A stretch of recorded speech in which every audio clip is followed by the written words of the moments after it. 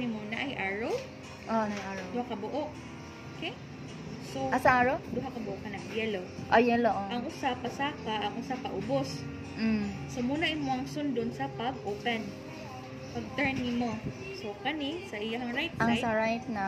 Sa right side naman ang screw. I don't know if maklaro. Muni ang key. Na buho. So one turn, padung follow sa arrow, pasaka. Okay?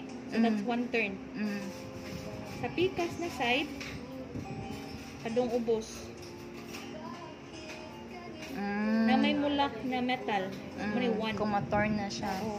Every 2 days lang atong pag-activate ani. For example, After kaon. pwede ra.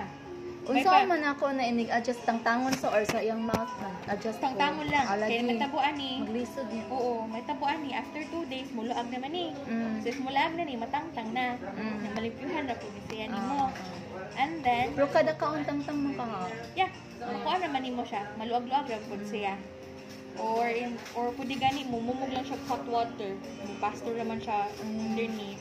Basta every 2 days, inag-activate ni mo, nagtangtang sa baba, thorough lang na nag-put underneath it.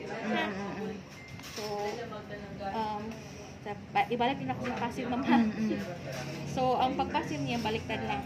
But sa inyo lang is activate lang dito ka always, ha? After 2 days. After 2 days. So, for example, karon no, install na siya today. 15. So 17. 17. Okay? So, pwede ra Kada daing tulog. mas maayo. Kay at least nahugot siya natulog. Then, mas dugay man niya ma-wear. Okay?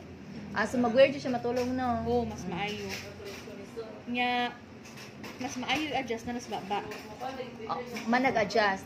Di, Mag-adjust ko sa baba. yes. Kay kung imo siya i-adjust, wala pa sa baba, huot kay siya ni Oo. butang. Diba? So, at least passive sa siya. Pero ay sa timan